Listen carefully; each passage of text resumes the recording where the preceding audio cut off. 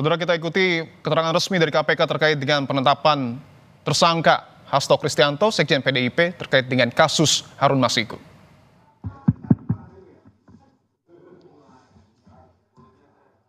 Sudah siap semua? Dari tadi. Dari pagi siapnya. Siap. Waduh, Mas Tessa ngerjain. Baik. Bismillahirrahmanirrahim. Assalamualaikum warahmatullahi wabarakatuh. Waalaikumsalam warahmatullahi wabarakatuh. Yang kami hormati Bapak Ketua Komisi Pemberantasan Korupsi Bapak Setio Bianto, Bapak Direktur Penyidikan Bapak Asep Guntur Rahayu, rekan-rekan jurnalis yang telah hadir di ruang konferensi pers Gedung Merah Putih Komisi Pemberantasan Korupsi. Pada sore hari ini, KPK akan menyampaikan rilis pengembangan perkara tindak pidana korupsi memberi hadiah atau janji kepada pegawai negeri atau penyelenggara negara, yaitu Wahyu Setiawan selaku anggota KPU Republik Indonesia periode tahun 2017 sampai dengan tahun 2022 bersama-sama dengan Agustiani Tio F terkait penetapan anggota DPR RI terpilih 2019 sampai dengan 2024 yang dilakukan oleh tersangka Harun Masiku bersama-sama dengan Saiful Bahri. Untuk lebih lengkapnya dan detailnya akan disampaikan oleh Bapak Setio. Waktu dan tempat kami persilakan.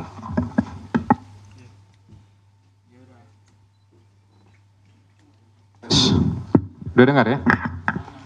Ya baik, terima kasih untuk Mas Tessa, rekan-rekan wartawan, jurnalis, koresponden semua dari beberapa media yang hari ini hadir. Assalamualaikum warahmatullahi wabarakatuh. Waalaikumsalam warahmatullahi wabarakatuh. Salam, Om Swastiastu, salam sejahtera untuk semuanya, salam sehat.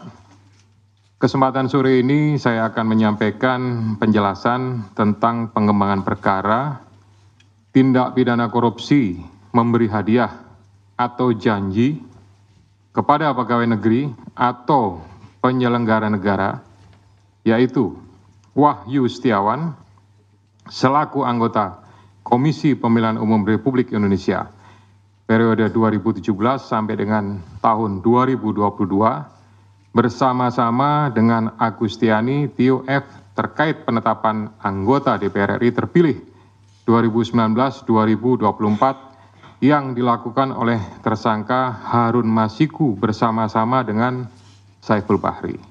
Saya yakin semua rekan-rekan sudah tahu karena merupakan perkara lama. Sebelumnya disampaikan bahwa tanggal 8 Januari 2020 KPK telah menetapkan 4 tersangka, yaitu Harun Masiku, kemudian Saiful Bahri, Wahyu Setiawan, dan Agustiani. 3 dari 4 ini sudah dilakukan proses dan sekarang sementara sedang menjalani.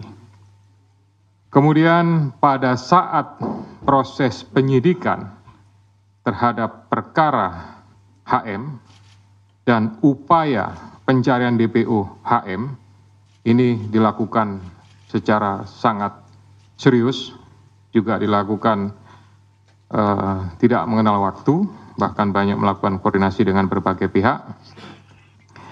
Penyidik menemukan adanya bukti keterlibatan saudara HK yang bersangkutan selaku Sekjen PDI Perjuangan dan saudara DTI selaku orang kepercayaan saudara HK dalam perkara dimaksud dengan poin-poin penjelasan sebagai berikut. Perbuatan saudara HK bersama-sama dengan saudara HM dan kawan-kawan dalam memberikan suap kepada Wahyu Setiawan dan Agustiani. Yang pertama, HK menempatkan HM pada Dapil 1 Sumsel, padahal HM berasal dari Sulawesi Selatan, tepatnya dari Toraja. Kemudian yang kedua, bahwa dalam proses pemilihan legislatif tahun 2019, ternyata HM hanya mendapatkan suara sebanyak 5.878, sedangkan caleg atas nama Rizky Aprilia mendapatkan suara sebanyak 44.402. Kemudian seharusnya memperoleh suara dari saudara Nasaruddin Kemas, ini almarhum, pada saat itu meninggal. Ini adalah saudari Rizky Aprilia, ya. Karena aturan seperti itu saat itu. Namun ada upaya-upaya dari saudara HK untuk berusaha memenangkan HM melalui beberapa upaya-upaya. Antara lain, saudara HK mengajukan judicial review kepada Mahkamah Agung, kemudian menandatangani surat yang bernomor 2576 tertanggal 5 Agustus 2019 perihal permohonan pelaksanaan putusan judicial review. Keempat, setelah ada putusan dari MA, KPU tidak mau melaksanakan putusan tersebut. Oleh sebab itu, saudara HK meminta fatwa kepada MA. Selain upaya-upaya tersebut, saudara HK secara paralel mengupayakan agar saudari Rizky mau mengundurkan diri untuk diganti dengan saudara HM. Namun upaya tersebut ditolak oleh saudari Rizky Aprilia. Saudara HK juga pernah memerintahkan Saiful Bahri untuk menemui Rizky Aprilia di Singapura dan meminta mundur. Namun hal tersebut juga ditolak oleh saudari Rizky Aprilia. Bahkan surat undangan pelantikan sebagai anggota DPR RI atas nama Rizky Aprilia ditahan oleh saudari HK dan meminta saudari Rizky untuk mundur setelah pelantikan. Oleh karenanya, upaya-upaya tersebut belum berhasil, maka saudara HK bekerja sama dengan saudara Harun Masiku, kemudian saudara Saiful Bahri dan saudara Hati DTI melakukan upaya penyuapan kepada Wahyu Setiawan dan Agustinus Tio, di mana diketahui Wahyu merupakan kader dari partai yang menjadi komisioner di KPU. Bahkan pada tanggal 31 Agustus 2019, saudara HK menemui Wahyu Setiawan untuk dan meminta memenuhi dua usulan yang diajukan oleh saudara HK, yaitu yang pertama adalah Maria Lestari, Dapil 1 Kalbar, dan Harun Masiku, Dapil 1 Sumsel. Ini yang berhasil hanya untuk yang Kalbar saja. Kemudian dari proses pengembangan penyidikan ditemukan bukti petunjuk bahwa sebagian uang yang digunakan untuk menyuap berasal dari saudara HK. Bahwa dalam proses perencanaan sampai dengan penyerahan uang tersebut, saudara HK mengatur dan mengendalikan saudara Saiful Bahri dan saudara DTI dalam memberikan suap kepada komisioner KPU Wahyu Setiawan. Saudara HK mengatur dan mengendalikan saudara DTI untuk menyusun kajian hukum pelaksanaan putusan MA dan surat permohonan pelaksanaan permohonan fatwa MA kepada KPU. Saudara HK mengatur dan mengendalikan saudara DTI untuk melobi anggota KPU agar dapat menetapkan HM sebagai anggota DPR RI terpilih dari Dapil 1 Sumsel. Saudara HK mengatur dan mengendalikan saudara DTI untuk aktif mengambil dan mengantarkan uang suap untuk diserahkan kepada komisioner KPU melalui Tio. Kemudian saudara HK bersama-sama dengan HM, kemudian Saiful Bahri dan DTI melakukan penyuapan terhadap Wahyu Setiawan. Jumlahnya sama dengan penjelasan pada penanganan kasus sebelumnya. Atas perbuatan saudara HK tersebut, KPK selanjutnya melakukan proses ekspos dan lain-lain dan akhirnya menerbitkan surat perintah penyidikan bernomor Sprindik /153/Dik 0.0001 12/2024 tanggal 23 Desember 2024 dengan uraian penyidikan perkara dugaan tindak pidana korupsi yang dilakukan oleh tersangka HK bersama-sama dengan Harun Masiku dan kawan-kawan berupa pemberian sesuatu hadiah atau janji kepada Wahyu Setiawan selaku anggota Komisi Pemilihan Umum Republik Indonesia periode 2017 sampai dengan 2022 bersama-sama dengan Agustiani Tio F terkait penetapan anggota DPR RI terpilih 2019-2024.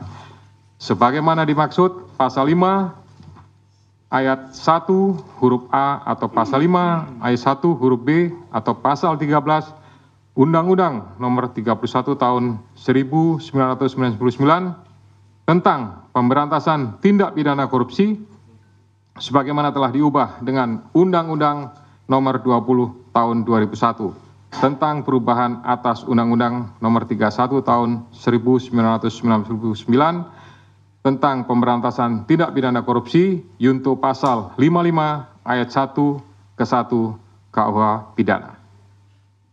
Atas perbuatan saudara DT tersebut, KPK mengeluarkan surat perintah penyidikan nomor sprindik 154 dik 0001/12/2024 tanggal 23 Desember 2024 dengan uraian sebagai berikut.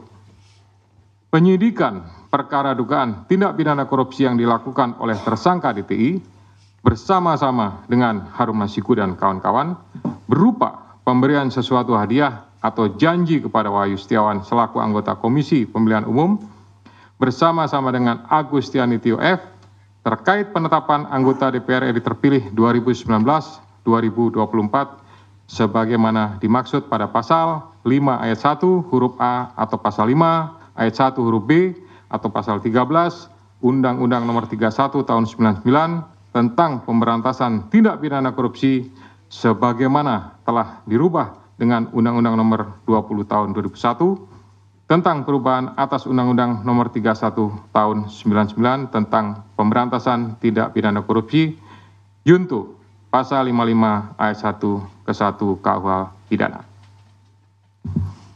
Selain perbuatan tersebut di atas, saudara HK diketahui dan diduga melakukan perbuatan tindak pidana lain sebagai berikut. Bahwa pada tanggal 8 Januari 2020 pada saat proses tangkap tangan oleh KPK, saudara HK memerintahkan salah satu pegawainya di Jalan Sultan Syahrir yang biasa digunakan sebagai kantor untuk menelpon kepada HM dan memerintahkan supaya merendam HP dalam air dan segera melarikan diri. Bahwa pada tanggal 6 Juni 2024, sebelum saudara HK diperiksa sebagai saksi oleh KPK, saudara HK memerintahkan kepada salah satu pegawainya untuk menenggelamkan HP yang dalam penguasaan pegawai tersebut agar tidak ditemukan oleh KPK. Saudara HK mengumpulkan beberapa saksi terkait dengan perkara HM dan mengarahkan, memberikan doktrin, memberikan penekanan agar saksi tidak memberikan keterangan yang sebenarnya, tidak melebar, dan tidak memberikan keterangan yang memojokkan kepada yang bersangkutan.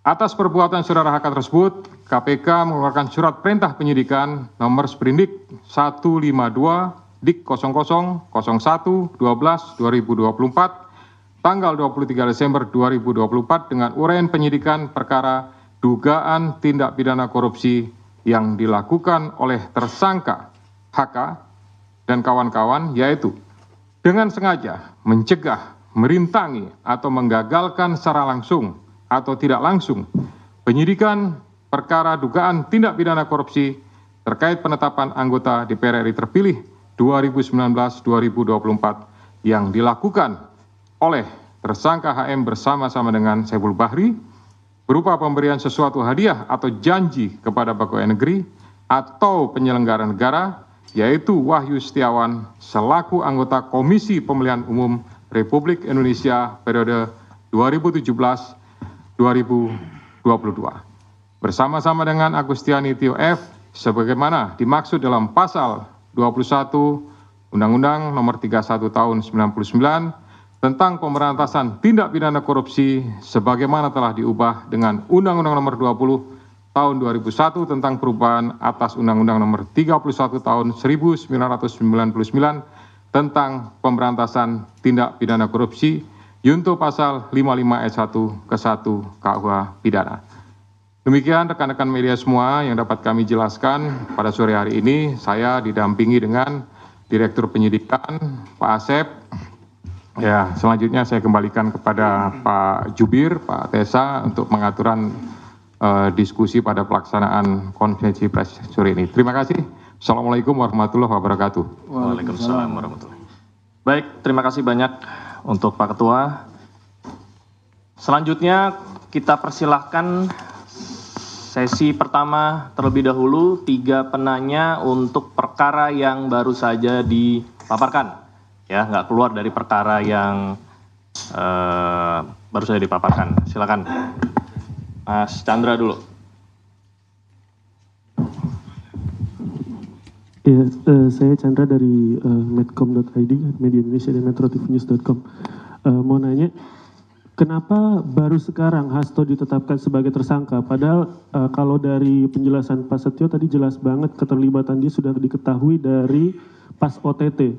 Kenapa baru setelah 5 tahun dia ditetapkan sebagai tersangka? Terus sebelumnya Pak, kalau menurut kami ini adalah intimidasi dari Ketua Umum PDIP Megawati Soekarno Putri yang bilang kalau Hasto ditahan atau ditangkap oleh KPK dia akan datang ke sini. Bagaimana KPK menanggapi itu dan apakah KPK melihat itu bagian dari intimidasi dari Ketua Umum PDIP itu tersebut? Terus yang ketiga, kalau dari penjelasan Pak Setio tadi berarti sudah sangat rinci keterlibatan Hasto. Nah, seharusnya kasus ini udah lama, kapan Hasto bakal ditahan? Karena terlihat sangat rinci gitu perkara ini. Oke, belakangnya. Terima kasih, selamat sore Pak. Saya Yeyen dari forumkeadilan.com. Paling menambahkan pertanyaan dari Bang Chandra tadi, soal penetapan Hasto sebagai tersangka ini, apa ada kaitannya dengan politisasi gitu Pak? Karena jubir PDIP itu pernah mengeluarkan statement yang katanya berkaitan dengan Kongres PDIP tahun 2025. Ada pihak-pihak yang berusaha mengganggu jalannya Kongres tersebut. Apakah ada sangkutan politisasinya Pak? Terima kasih. Satu lagi. Siapa? Hah? Tadi Mbak siapa? Maaf. Yeye. Yeyen dari Forum Keadilan. Ya. Oke, lanjut. Selamat sore Pak Setio, Pak Asep, Mas Tesa. Perkenalkan saya Rian Pak, CNN Indonesia. Mau bertanya soal pertama, uang suap tadi kan disampaikan sebagian itu totalnya berapa dari Pak HK itu. Yang kedua, ini kan dalam jangka waktu yang lama dan ada drama-dramatisasi lah pelarian Harun yang balik ke Indonesia, Singapura. Apakah akan menjerat juga dari pihak kementerian lah Pak? Karena waktu itu kan kader PDIP juga dalam OJ, Obstruction of Justice.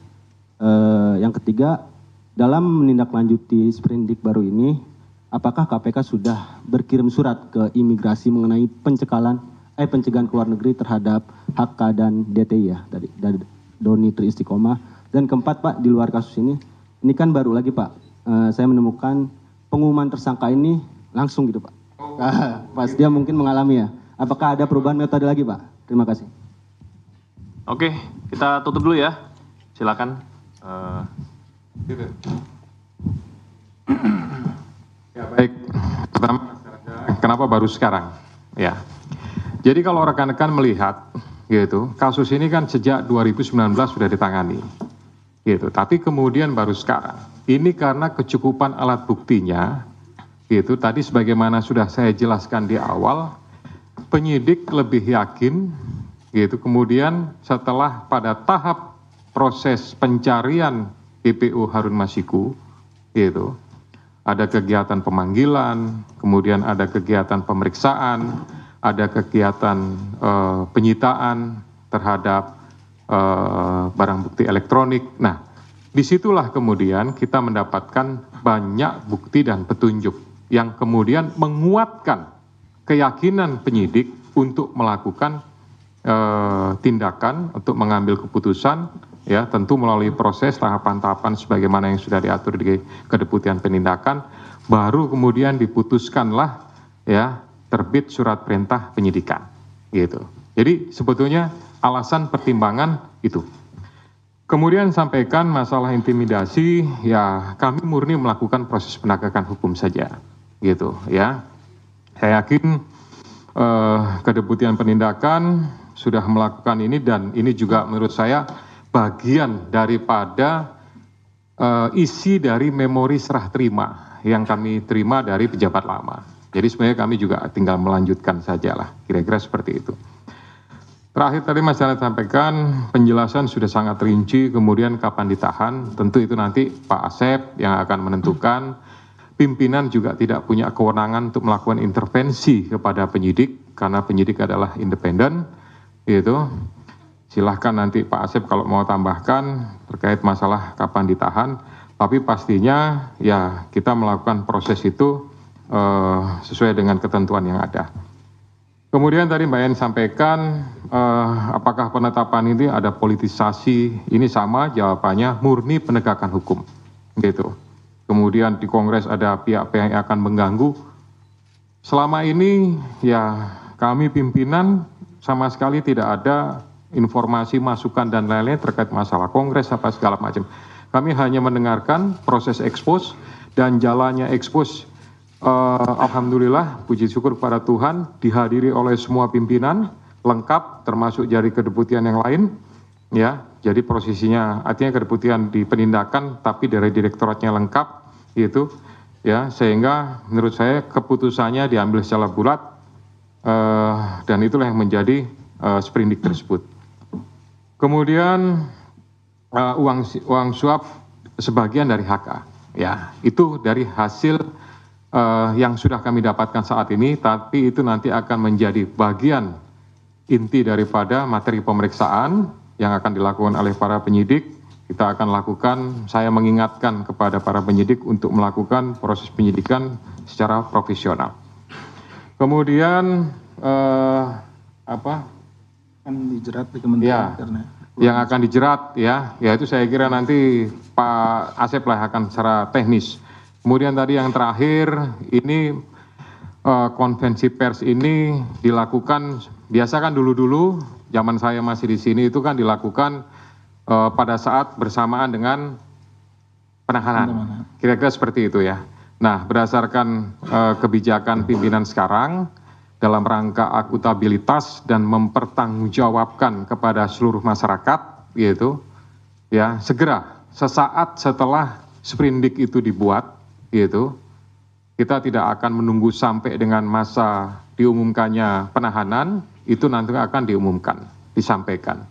Supaya juga para pihak yang terlibat sudah tahu statusnya seperti apa, karena ini sebagai bagian daripada pertanggungjawaban penyidik, pertanggungjawaban secara institusi kelembagaan KPK untuk bisa menyampaikan kepada masyarakat tentang kegiatan yang sudah dilakukan. Kami tidak ingin ini menjadi sesuatu yang ya istilahnya ada informasi yang, mohon maaf kalau saya menyampaikan istilahnya agak liar gitu ya, ini bertanya apa segala macam, lebih baik nanti sesaat setelah, nah sesaat setelah itu kan bisa 1 hari, 2 hari atau mungkin 1 minggu, itu nanti tentu dari Kedeputian Penindakan yang akan menyarankan kepada juru bicara untuk pengaturan kapan dilaksanakannya. Tapi prinsipnya itu bagian daripada akuntabilitas KPK kepada masyarakat.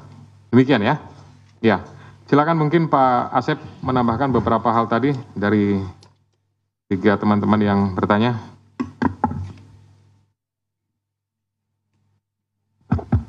Terima kasih Bapak Ketua.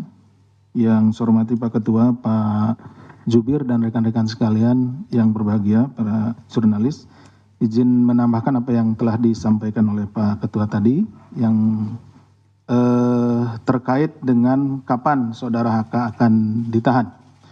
Jadi rekan-rekan sekalian, bahwa sprindik yang kami terbitkan pada tanggal 23 kemarin itu merupakan pengembangan penyidikan dari perkaranya Harun Masiku. Jadi saksi-saksi yang saat ini atau keterangan-keterangan yang ada, yang kami himpun, yang tadi Mas Chandra bilang ini sudah lengkap dan lain-lain, itu keterangan-keterangan di mana para saksi itu dipanggil di sprindiknya Harun Masiku. Ya, sehingga nanti untuk sprindik yang baru ini kita tentunya akan memanggil kembali mereka dengan dasar sprindik yang baru ini, sehingga diperlukan waktu untuk melakukan pemanggilan dan meminta keterangan kepada para saksi, dan juga kami akan melakukan penyitaan di mana juga itu yang barang bukti itu juga terkait di perkaranya HM, sehingga diperlukan waktu. Ditunggu saja nanti ya Mas Chandra untuk penahanannya, pasti kita akan kabari seperti itu. Kemudian terkait juga dengan masalah tadi apakah dari kementerian dan lain-lain akan dilakukan, pokoknya seperti yang biasa kita lakukan di dalam penyidikan. Kalau ditemukan tindak pidana baru yang dilakukan oleh siapapun itu, ya maka orang itu harus mempertanggungjawabkannya. Tentunya kita akan melalui proses yang ada di sini, mulai dari jenjang direktorat dilakukan ekspos, kemudian ke kedeputian dan juga ke pimpinan, seperti halnya untuk penetapan tersangka saudara HK pada hari ini. Jadi melalui jenjang yang ada, artinya ketika ditemukan, jadi tidak hanya di kementerian, dimanapun jika diketemukan tindak pidana korupsi atau yang berkaitan dengan tindak pidana ini akan kita proses. Kemudian terkait dengan cekal tadi mungkin yang ini Mas Chandra, jadi seperti yang diketahui pada SOP yang kita miliki atau POB yang kita miliki, ketika ini naik juga diikuti dengan pencekalan, ya, pencekalan terhadap yang bersangkutan, kemudian juga terhadap orang-orang yang memang berkaitan dan kita duga bahwa dia memiliki informasi dan akan menyulitkan apabila dia berada atau keluar negeri, seperti itu. Jadi pencekalan serta-merta kita lakukan. Pencekalan itu seperti biasanya 6 bulan, ya, nanti kan bisa diperpanjang seperti itu. Tidak hanya orang tertentu ya, memang itu semuanya seperti itu gitu, Mas Chandra. Mungkin itu yang bisa kami sampaikan, menambahkan dari Pak Ketua. Terima kasih. Assalamualaikum warahmatullahi wabarakatuh. Baik, stop. Ada aturan mainnya. Sesi kedua. Oke, tadi dinunjukin atas Mas siapa? Bayu ya? Bayu. Ya. Biar temannya dapat bagian. Ya. Selamat sore Pak Setio, Pak Asep, dan Mas. Mohon izin, saya Bayu ingin menanyakan ini terkait dengan kasus yang sekarang ini kan Harun Hasto Kristianto ini dia juga berkontribusi dalam proses penyuapan tersebut. Pertanyaannya adalah kenapa Hasto ngotot mengajukan Harun Masiku menjadi anggota DPR? Apakah sejauh ini KPK sudah menemukan motif dibalik kenapa PDIP sengaja ngotot untuk mengajukan Harun Masiku menjadi anggota DPR? Mengingat background Harun Masiku ini adalah seorang advokat, apakah jangan-jangan Harun Masiku memegang sejumlah kunci kasus-kasus lain yang juga melibatkan elit PDIP? Terus untungnya apa buat PDIP ketika Harun Masiku menjadi anggota DPR?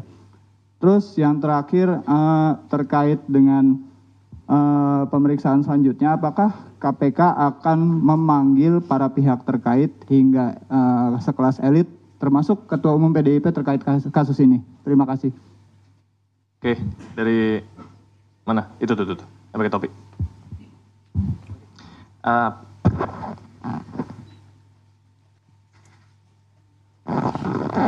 Izin Pak Ketua, Mas Tesa. Tadi kan kalau nggak salah sempat disebutkan. Siapa dari mana? Oh iya, Fadil dari Detikom. Tadi kalau nggak salah sempat disebutkan bahwa HK ini sempat mengetahui soal OTT. Apakah si HK ini, apakah OTT ini sempat bocor sampai kemudian si HK ini mengetahui adanya OTT tersebut. Kemudian yang kedua, ini kan Harun udah lama banget ya Mas kabur gitu. Nah ini ada peran dari HK juga nggak sih untuk mengatur kepergian Harun ini? Itu aja sih Mas, makasih. Peran Harun. Satu lagi. Ya, selamat sore Pak Ketua, Mas Tesa, Pak Asep. Saya Fana dari Investor Trust. Satu pertanyaan aja, ini kan tadi perintahan penyidikannya OJ-nya disebutkan ketika OTT terjadi. Setelah OTT terjadi. Nah, Sementara Harun Masiku diketahui kan sudah buron selama 5 tahun. Apakah juga Hasto ikut terlibat dalam menghilangnya Harun Masiku selama ini gitu? Terima kasih. Sama ya sama yang ini ya, pertanyaan. Bersama. Oke, 3 dulu ya. Silakan, Pak Ketua. Ya baik, Mas Bayu terima kasih pertanyaannya luar biasa. Tapi mohon maaf nih, itu sudah masuk materi pemeriksaan gitu ya.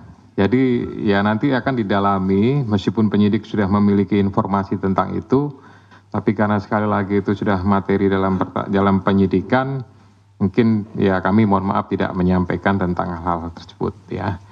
Kemudian untuk panggilan-panggilan yang lain, ya tentunya nanti penyidik sesuai dengan kebutuhan gitu ya.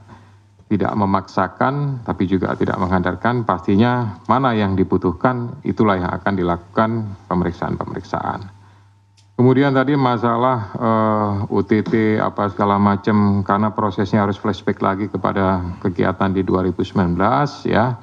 Nanti semuanya akan kita coba telusuri kembali gitu, hal-hal apa yang berkaitan, apakah ada informasi, ataukah ini mungkin dugaan-dugaan, atau mungkin mereka hanya dapat selentingan saja. Nah ini kan mungkin dari pihak sana menyampaikan seperti itu, tapi ya nanti mungkin yang bersangkutan sendiri seperti apa.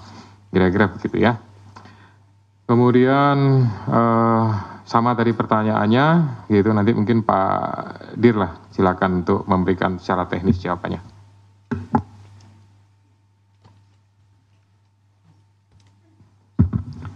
Terima kasih Pak Ketua. Mohon izin menambahkan Bapak. Terkait tadi mungkin yang juga pemanggilan-pemanggilan, nanti rekan-rekan bisa monitor karena setiap hari biasa kita umumkan siapa yang akan dipanggil. Nah, rekan-rekan bisa monitor di situ ya. Kemudian juga terkait dengan masalah kebocoran OTT dan juga keterlibatan saudara HK dengan kaburnya saudara HM dan lain-lain, itu sedang kita dalami tentunya ya. Rekan-rekan, jadi nanti tadi makanya ada pasal kan ada 2 rekan. Kalau rekan-rekan menyimak itu ada 2 sprindik ya untuk saudara HK. Salah satunya adalah pasal 21-nya, nanti bisa dilihat karena ini kan juga rekan-rekan dapat nanti. Nah di situ ada pasal 21-nya. Nah tentunya di sini yang akan menjadi materi di situ ya. Tadi terkait dengan yang rekan-rekan apakah ini udah lama, apakah ada keterlibatan dan lain-lainnya, kita akan mendalami di situ ya. Itu mungkin yang bisa kami tambahkan. Terima kasih. Baik, ada lagi? Belakang?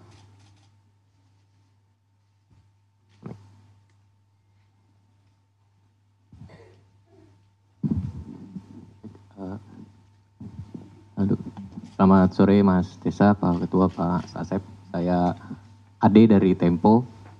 Mau menegaskan aja untuk perkara OOJ-nya HK ini, berapa tersangka yang ditetapkan oleh KPK. Karena kan kita tahu bahwa kemarin-kemarin juga tim hukumnya PDIP melakukan perlawanan lah ya, melaporkan ke Dewas, terus menggugat ke pra-peradilan dan segala macam gitu. Apakah itu juga menjadi bagian dari upaya perintangan penyidikan yang dilakukan terhadap HK gitu? Apakah memang KPK melihat ke arah situnya gitu? Mungkin itu aja pertanyaannya. Terima kasih. Lagi? Cukup ya? Akhir ya? Oke. Gitu ya. Mas siapa dari Tempo? Mas Ade. Ya. Jadi prinsipnya kami berharap bahwa para pihak yang terlibat secara langsung maupun tidak langsung bisa bekerja sama. Kemudian yang lebih penting adalah patuh hukum, ya, tidak memberikan opini-opini yang bersifat kontraproduktif, gitu ya, tidak memberikan sebuah hal-hal yang ya penilaian-penilaian yang tidak berhubungan dengan pokok perkara. Ya, para pihak tentunya memiliki hak ya sesuai dengan pasal-pasal yang diatur dalam KUHP. Kalau memang itu silahkan digunakan, tapi prinsipnya segala sesuatunya kami melaksanakan proses penegakan hukum ya secara murni, secara profesional. Kira-kira seperti itu ya. Ya Pak Asep mau tambahan? Silakan. Mohon izin menambahkan Pak Ketua, Mas Ade, jadi di pasal obstruction of justice (OJ) yang dimaksudkan Ya, itu beberapa tersangka tadi. siap disampaikan. Jadi pertama tentu kita akan fokus dulu kepada apa yang perbuatan-perbuatannya yang ada dulu. Nanti perkembangannya pasti akan kita sampaikan ya Mas Ade. Jadi seperti apa? Nah yang sekarang sedang kita susun memang betul-betul karena ini tidak boleh juga kita sembarangan, kita harus benar-benar profesional dalam melakukan ini. Jadi setiap perbuatannya akan kita uji apakah itu memang berkaitan langsung dengan terhalangnya proses penyidikan yang kita lakukan terhadap saudara HM gitu ya. Jadi nanti ditunggu saja ya. Oke, Mas Ade. Baik, rekan-rekan sekalian, terima kasih banyak atas kehadirannya rilis perdana oleh Bapak Ketua kita yang baru, pimpinan kita yang baru. Ke depan tentunya kita akan sampaikan rilis-rilis lagi, baik itu penetapan tersangka maupun hal-hal lain ya, termasuk pencekalan. Untuk itu sesi ini kami tutup.